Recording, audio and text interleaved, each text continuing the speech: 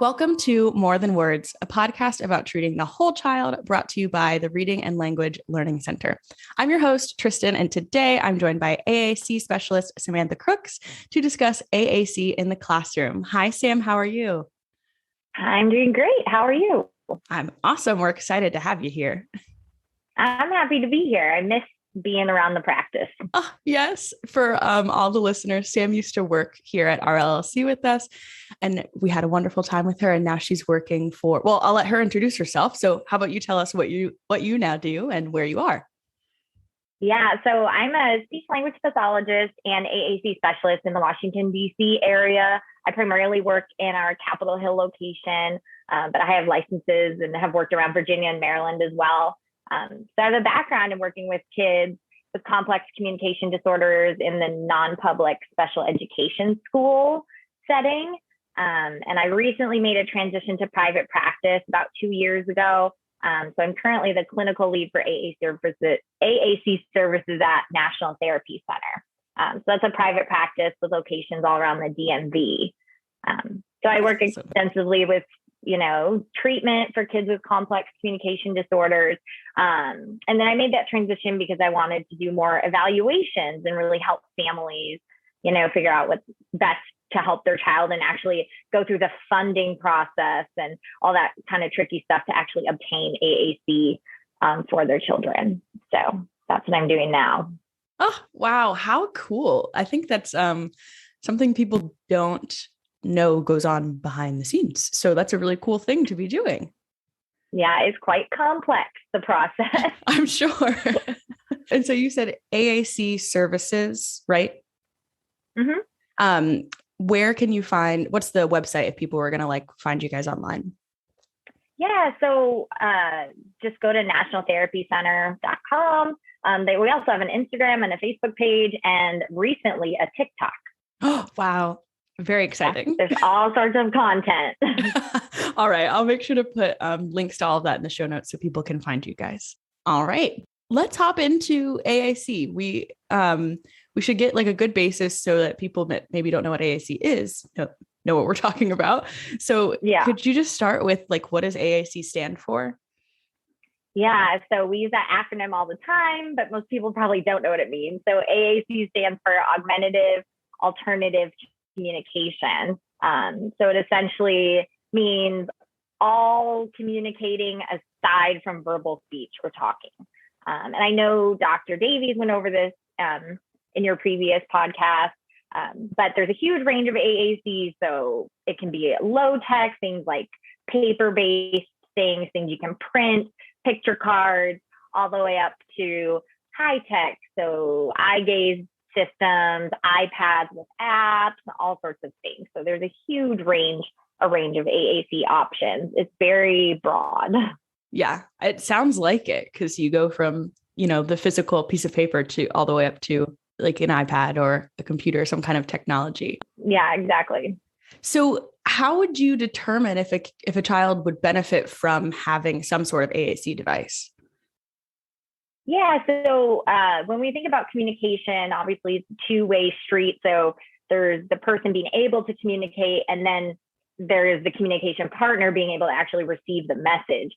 And so usually I'll look if there's any breakdown in that communication. So if the child isn't able to actually communicate, or if they can communicate, but not in a way that gets the message to the communication partner. So maybe they can communicate, but they have a really difficult time articulating their words and their messages really aren't getting across. That's still a breakdown in communication.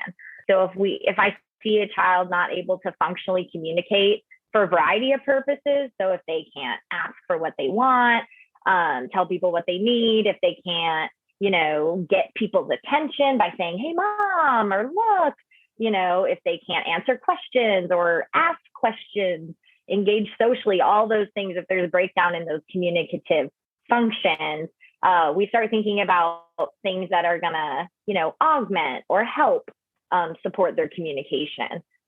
So just, in the classroom, if we see a kiddo who's not able to do those things, get their messages across, that's when we usually want to, right away think about what kind of AAC can support their communication. Yeah. So what changes do you then see once you start implementing those AAC devices in the classroom? Yeah. And so, yeah, they go hand in hand. So usually if I go into a classroom and we might see kids who are doing a lot of things to get their messages across if they can't actually functionally communicate. So they might be, have developed maladaptive behaviors to get their message across. They might be, becoming really frustrated, visibly frustrated that they're not able to communicate, with their teacher or their peers. Or you might see that they're not very engaged in the classroom. And all of those things happen when kids, can't functionally communicate. We see all of that. And then, then we come in and we see what AAC is going to support them best. And, it makes a world of difference. It's hard to even quantify the changes that we see. But once you get AAC that fits the kids' need, it really empowers them and it empowers their communication partners. So you can see increase in, social behavior when communication partners know that the student they're speaking to can actually respond. There's more engagement, asking the student more questions, having them participate socially. We can see a huge reduction in negative behaviors because they're now able to communicate actually in a functional way that doesn't involve those behaviors they might have developed. And so, yeah, a lot of times in school, it really looks like an increased participation in the classroom, developing more social relationships with peers, and just becoming more active participants in the classroom environment. So that's usually what we see, and that's what we want to see. Yeah, that's awesome. It sounds like all around, it just makes everyone's life feel more comfortable, should I say, or to be able to communicate effectively is kind of like a privilege that people who don't have to use AAC take advantage of. So it sounds like it helps everyone out, to just put it simply. So that's awesome. Yeah, definitely. I know, I think teachers can be overwhelmed and staff can be overwhelmed by it, which is why, it's really helpful to have all these resources about AAC because, it helps the kids so much. It can be overwhelming to the staff, but once everyone's kind of bought into it, really great things can happen. That's awesome. So you mentioned earlier some device options. So I think we talked about paper all the way up to iPads, but what's normally best for elementary, middle, high, or is it just different depending on the child's needs? Yeah, that's a difficult question because we don't usually think about AAC in terms of age or education level. Yeah. So when I evaluate kids, we go through what's called a feature matching process. And so we look at all the skills that the kiddo has, and we look at all of the features of the AAC that we're considering, okay. Whether it's a paper-based option or an iPad or something in between. There's a million options. And we matched features. And once we kind of determine what are going to be some of the best options, that's how we decide what to get for the kiddo.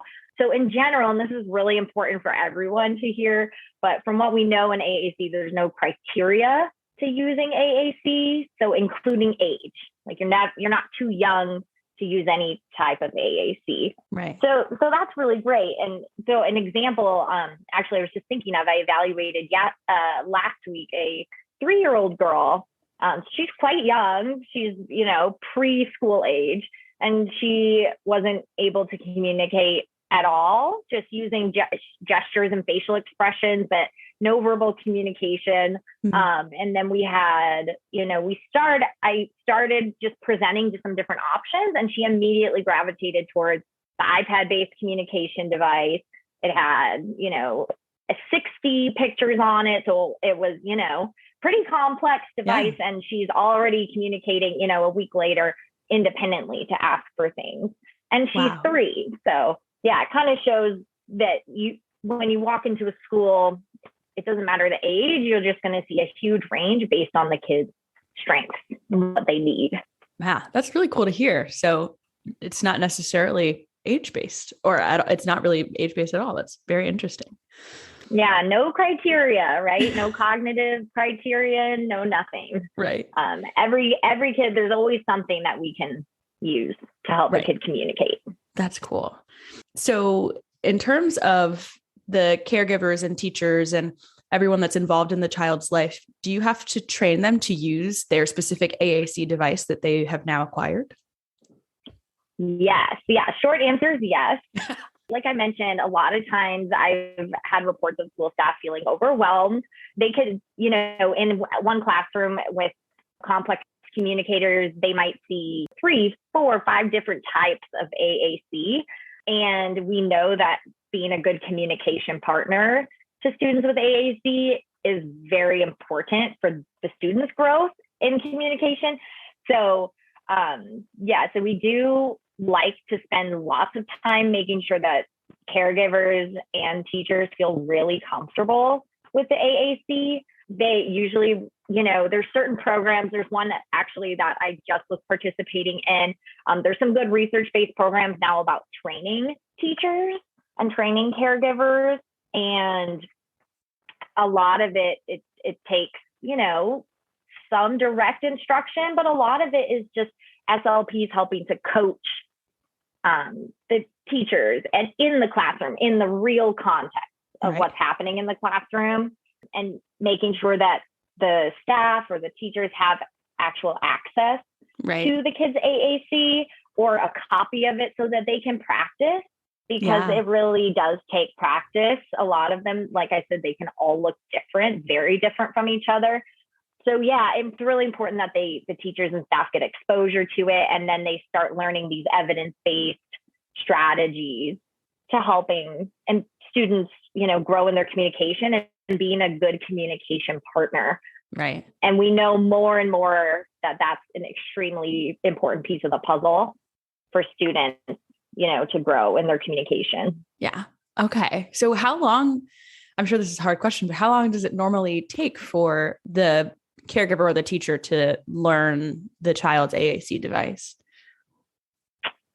It can take a while, depending on how much time you're willing to spend with it.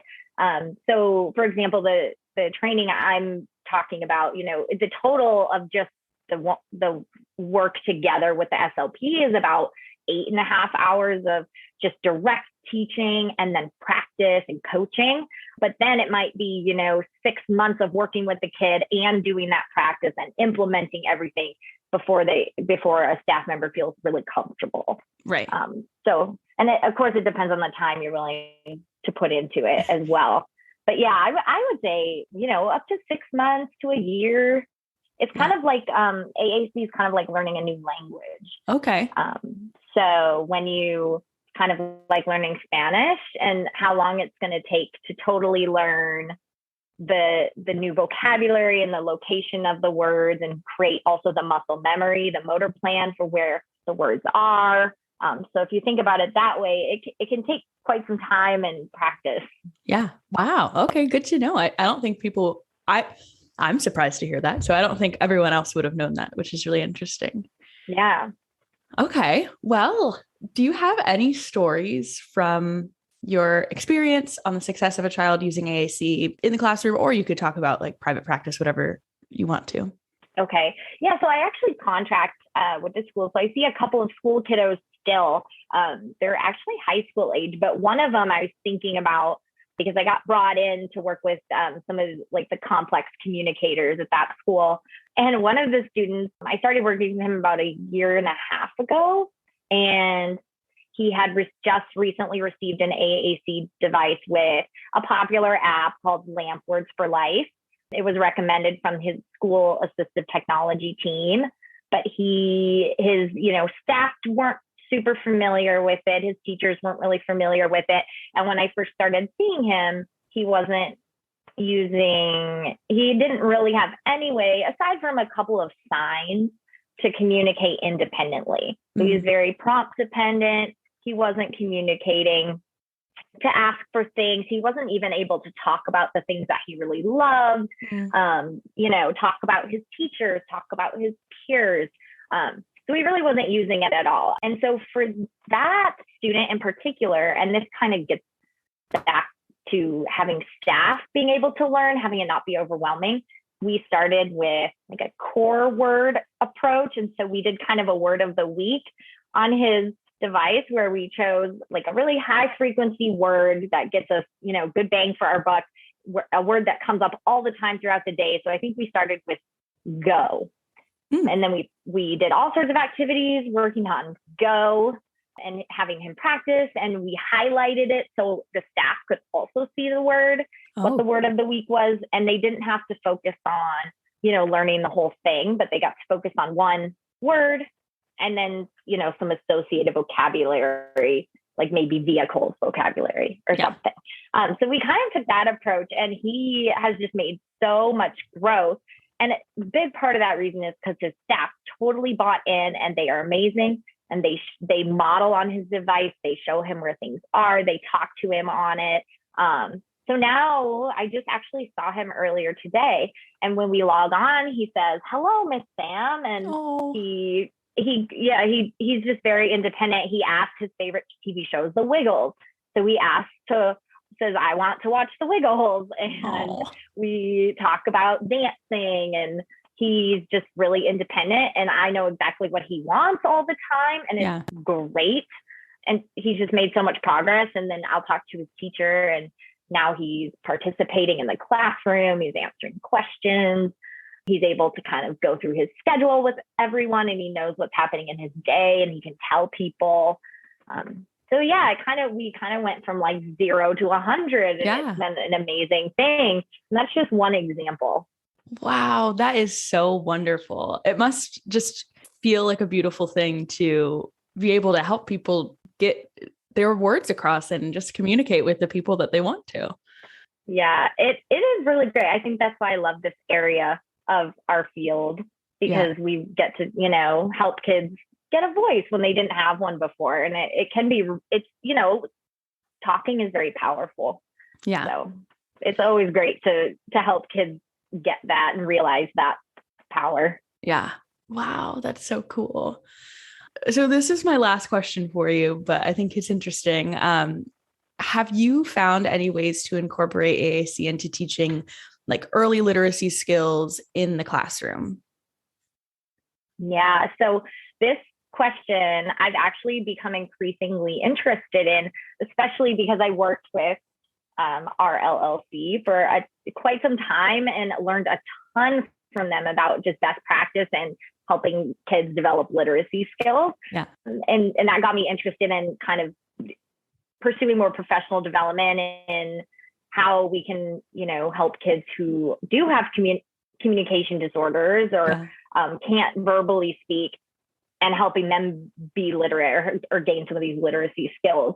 And so I think it's also a growing area of research in the field. Yeah. So in general, literacy skills are extremely important to all students. And what we know is that good literacy education is important for everyone. So even if you have a complex communicator they should be in the classroom getting that same literacy instruction.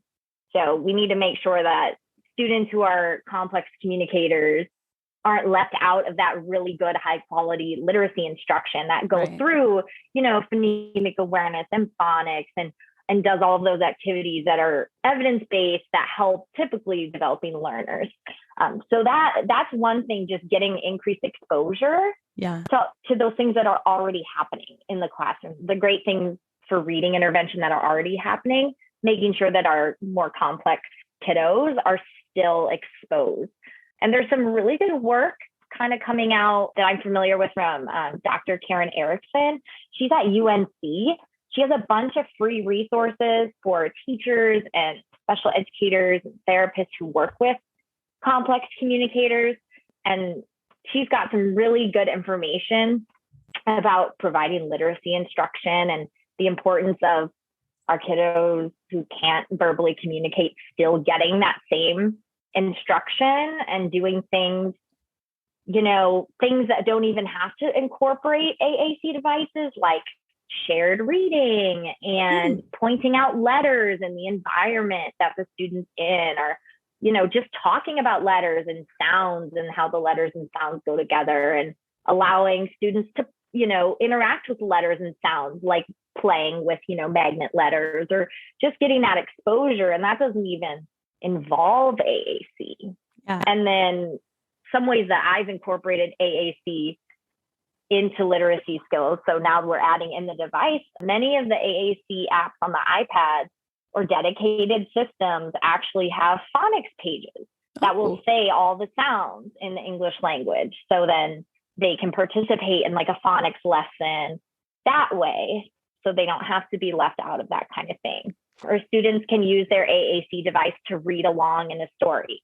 If you're doing shared reading and I read a sentence, and then the student can use their AAC to actually follow along left to right in the text and read the sentence. Or using, most devices also have spelling pages to match letters to sound. So, sometimes if a student can't read a word in a story, I'll have them spell it in their device, and then they can listen to it to hear what the word is. There's lots of different ways to get the device involved. And there's also a lot of ways to work on literacy skills without the device at all. So I think in general, it's just really important that kids with disabilities are still exposed to that same high quality literacy instruction in school. Wow, that's really cool. And I don't think I realized that, you work on it without the device and with the device. That's a really cool thing to think about. And you said Dr. Karen Erickson is at UNC with that research. Mm-hmm. She's doing great work. Yeah. If you want to send that over, I'll put it in the show notes too, and people can read a little bit about that if they're interested.